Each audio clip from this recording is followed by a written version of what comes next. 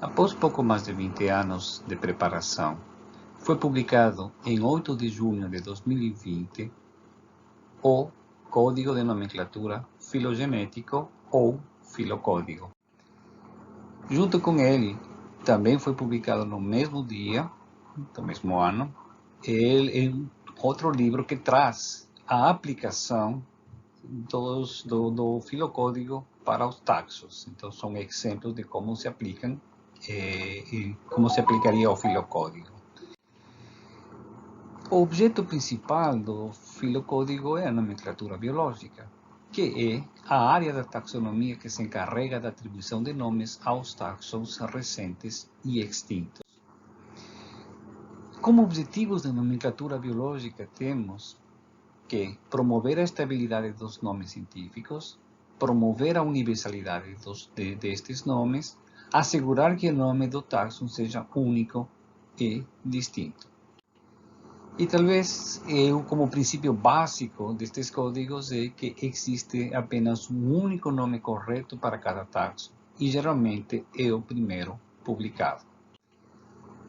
Os grupos de organismos ou espécies considerados potenciais receptores de nomes científicos são os chamados taxons, ou seja, agrupamentos de organismos que são reunidos com base em algumas características e eles então recebem um nome. Já falando do filocódigo, o filocódigo então ele pretende reunir ou ser único para todos os organismos, né, tratados dentro do âmbito da biologia. E ele substituiria os 4 códigos existentes, né, que estão em vigência. E um dos pontos principais deste filocódigo é que não faz uso de categorias taxonômicas e também não há a indicação de um tipo nomenclatural.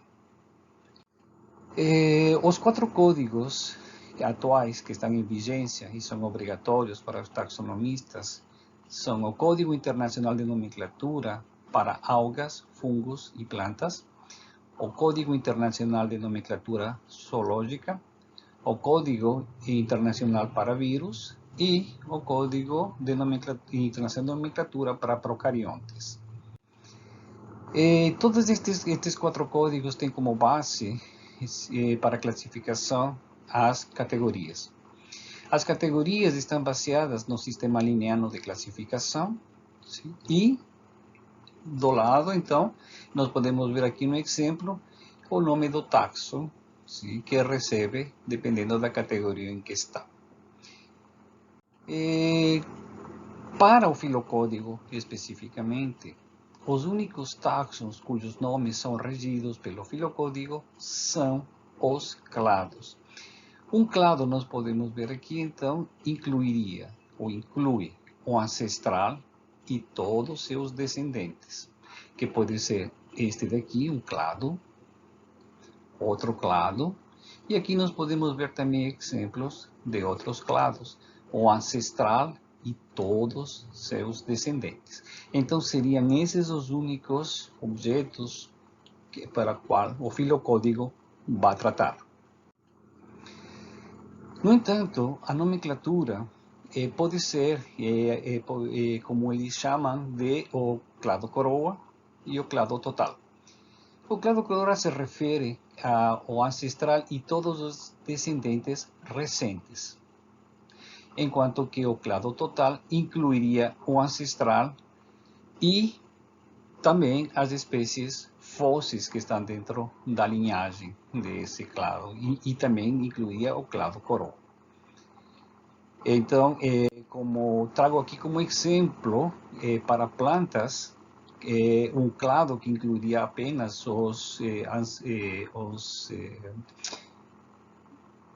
taxons recentes, Papilionoidea, dentro das leguminosas, e o clado que inclui todos os fósseis seria o Papilionoidea.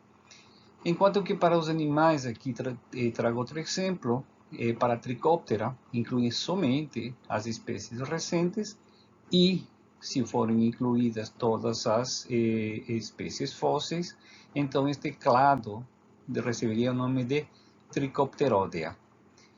Então vocês veem que para o filocódigo podem ser nomeados de duas maneiras estes clados, e uma das coisas importantes que traz este filocódigo é que não é necessário nomear todos os taxons que aparecem dentro das filogenias. Neste código, no filocódigo, não são tratadas as espécies. E eles dizem que as espécies, os nomes das espécies, serão regidos ainda pelos códigos existentes, ou seja, pelos 4 códigos existentes. A falta de, digamos, a ausência de tipos nomenclaturais que eles não reconhecem, por ser de uma tradição não evolutiva, eles substituem por um especificador, que pode ser uma espécie, amostra ou apomorfia citada em uma definição filogenética de um nome que serve para especificar o clado ao qual o nome se aplica. O filocódigo, segundo os proponentes, pode ser usado simultaneamente com os códigos baseados em classificação. Eles gostariam de que seja apenas aplicado, mas o código de nomenclatura filogenética não é aceito pelos comitês internacionais de nomenclatura e, portanto, ele não é obrigatório. Assim, eles propõem que também pode servir como um guia para que os taxonomistas nomeiem seus clados e incluam em categorias.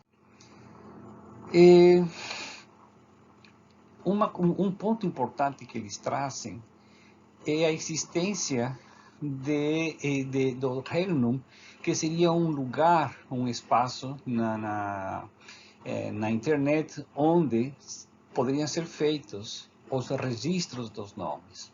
Então, o nome do clado e outras informações necessárias devem ser submetidos ao banco de dados de registro para nomes definidos filogeneticamente.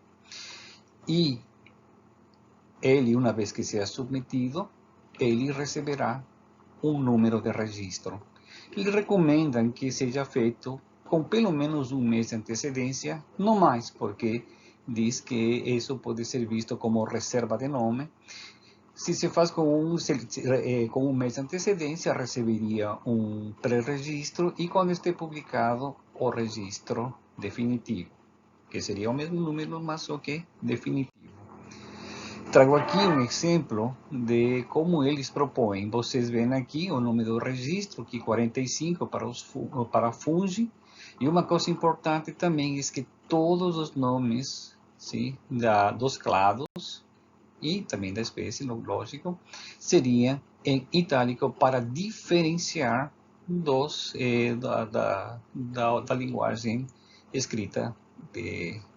Então vocês veem aqui, existem várias normas e várias propostas dentro do código, mas quem tiver interesse pode ler depois com mais detalhe na página da internet. Aqui trago outro exemplo para Ciliófora, também com o número de registro e todas aquelas considerações sobre esse taxon, sobre esse clado. Bem, algo importante que é a diferença com os códigos atuais é que eles não têm, como não têm categorias, então não existem sufixos. Eu aqui trago o exemplo dos sufixos para os distintos grupos, para plantas, para algas, fungos, animais e bactérias.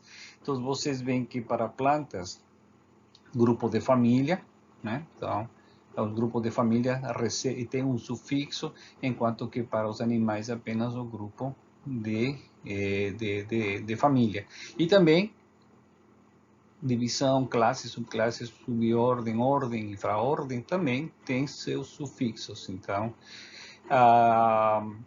e aqui em bactérias também. Então vocês podem ver que é uma diferença muito grande com o código de nomenclatura filogenético. Claro que eles dizem que os nomes existentes não necessariamente devem ser, podem ser incorporados a este código, mantendo-os, mas sim o significado de a posição dentro de uma categoria específica, como tem os 4 códigos.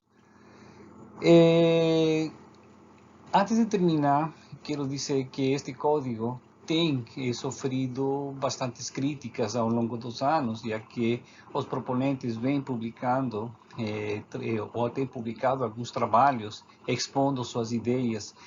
E as críticas são principalmente sobre alguns pontos de estabilidade, já que eles dizem que eles estão propondo este código porque seria muito mais estável para a nomenclatura, para não mudança de nomenclatura, algo que é bem questionado por vários taxonomistas. Outra coisa também é que o que faz quando se coloca apenas um clado, provavelmente nós não sabemos o que significa ele, a menos que nós tenhamos uma filogenia na nossa frente.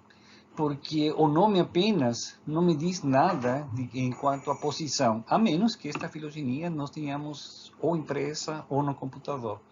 E outra coisa também é que as categorias taxonômicas, eles nos permitem entender, mesmo que não seja uma posição filogenética, mas é muito mais fácil entender dentro desta classificação para conversas, para entendimento, e não seria necessário, então, não é necessário um cladograma, uma árvore filogenética para poder entender um nome dentro de uma categoria taxonômica atual.